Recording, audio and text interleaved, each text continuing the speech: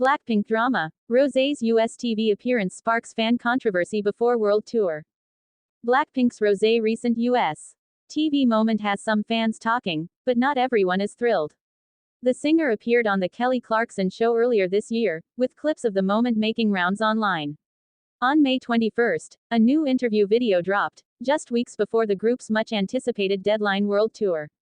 This sparked criticism among some fans, who are worried that the group hasn't started rehearsals yet before the concerts begin. Catch the newly released video here. Decked out in a chic oversized blazer, Rosé looked stunning and had a great time with Kelly Clarkson. Fans loved seeing her lighthearted and relaxed, but others were quick to question the priorities. With Blackpink's tour kicking off July 5 at Goyang Stadium in South Korea, some are asking, when will they find time to rehearse together as a full team? The situation is part of a bigger concern. Each member has been busy with solo projects. Lisa and Jennie hit Coachella, Rosé's solo song, Messy, for the F1 film, and Jisoo's tied up with brand deals and acting. Their own ventures seem to be a priority still, as Blackpink has not released or even announced a single or album. However, it looks like some users have misunderstood the whole thing. Many pointed out that Rosé's Kelly Clarkson appearance happened months ago, as it dates back to January 7, 2025. Quickly, fans realized that the moment had been pre-recorded and just released up until now. While concerns are valid, there's hope that Blackpink's reunion will bring the magic fans have been craving. For now, all eyes are on July 5, and many fans are sure it will be worth the wait. Experts expose the alleged reason Blackpink's Rosé withdrew from Korean Music Copyright Association. The underpayment is astounding. South Korea's global music powerhouse, K-pop, is facing a quiet but serious crisis, and it's not about album sales or choreography. It's about royalties. Due to a convoluted and outdated distribution system, music creators in Korea are seeing a significantly smaller share of streaming income compared to their international counterparts. The problem has become so severe that even high-profile idols like Blackpink's Rosé are opting out of Korea's copyright system altogether. At the center of the issue is the Korean Music Copyright Association (KOMCA), which recently revealed in a detailed report that only 10.5% of streaming revenue in Korea ends up with the songwriters and copyright holders. In contrast, creators in the US receive 12.3%, while the UK and Germany offer even higher shares at 16% and 15%, respectively. Meanwhile, Korean streaming platforms, including industry giant Melon, take about 35% of revenue, which is notably higher than the global average of under 30%. KOMCA noted that although things have improved since 2008, when platforms claimed 57.5% and creators just 5%, the current distribution still disproportionately favors intermediaries. One major hurdle is the sheer number of middlemen involved. In Korea, revenue must pass through multiple layers, including distributors and several copyright management organizations, before it reaches the artist. Each organization takes a cut, leaving less for the original creators. In contrast, many foreign artists simply work with a single publisher to manage their rights and income, resulting in a more efficient and creator-friendly system. This inefficiency is believed by experts to be one reason why Rosé withdrew from KOMCA. As her music generates income overseas, the current system requires her to pay fees both to international publishers and again to domestic copyright groups like KOMCA. This double deduction dramatically reduces her final earnings. Insiders claim that while direct platform deals, like with Apple Music, could yield her 100% of revenue, going through Korean channels could reduce that to just 60 to 70%.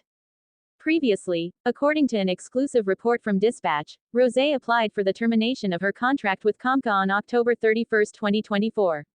After the 3-month grace period ended, the termination of her contract was confirmed on January 31, 2025.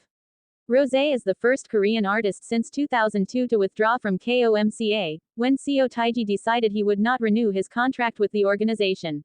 Why Blackpink's Rosé left KOMCA? The harsh truth about K-pop royalties. Blackpink's Rosé left KOMCA amid concerns over low royalty payouts in Korea. A deeper look at the unfair streaming revenue structure facing K-pop creators.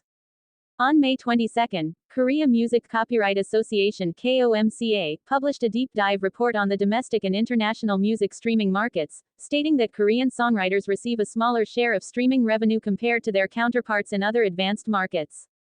According to the report, Korean copyright holders receive only 10.5% of streaming revenues. In contrast, songwriters in the US receive 12.3%, in the UK 16%, and in Germany 15%.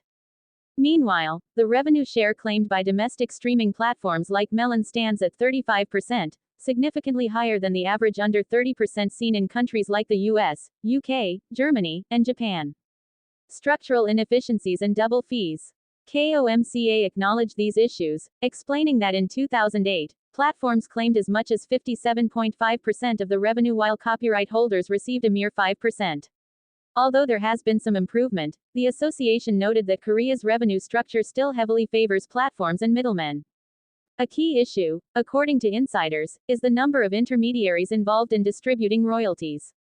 An indie label representative, Mr. B, pointed out that unlike in other countries, where artists typically receive payments through a single publisher, in Korea, royalties must pass through distributors and multiple copyright organizations, each taking a fee. Korea has several such organizations, including KOMCA, the Korea Music Performers Association, and the Korea Entertainment Producers Association. Each deducts management fees, significantly reducing the final payout to creators. Why Rose BLACKPINK withdrew from KOMCA? Rose's withdrawal from KOMCA is believed to be closely linked to this revenue structure issue. For international earnings, she already pays fees to foreign publishers. If she remains in KOMCA, she must also pay fees to the Korean rights body on the remaining amount, essentially double paying for the same royalties. For instance, if she earns 100 Korean won through a direct deal with Apple Music, going through Korean distributors could reduce her revenue to 60-70 Korean won, due to compounded fees. Systemic challenges and power imbalances. Experts note that solving this problem will not be easy. The conflicting interests between entertainment agencies, distributors, and platforms pose significant hurdles. Another insider with over 20 years of experience in the music industry, Mr. C, added that challenging major distributors like Kakao often results in being marginalized. Agencies are left with no choice but to comply to ensure visibility and streaming revenue for their artists. The path forward. Structural reform. The consensus within the industry is that simplifying the distribution structure is essential to increase earnings for copyright holders and maintain the sustainability of K-pop's global rise. As Korean music continues to attract global fans, there is growing recognition that creators, the foundation of this success, deserve a fairer share. Whether that change comes soon, however, remains to be seen.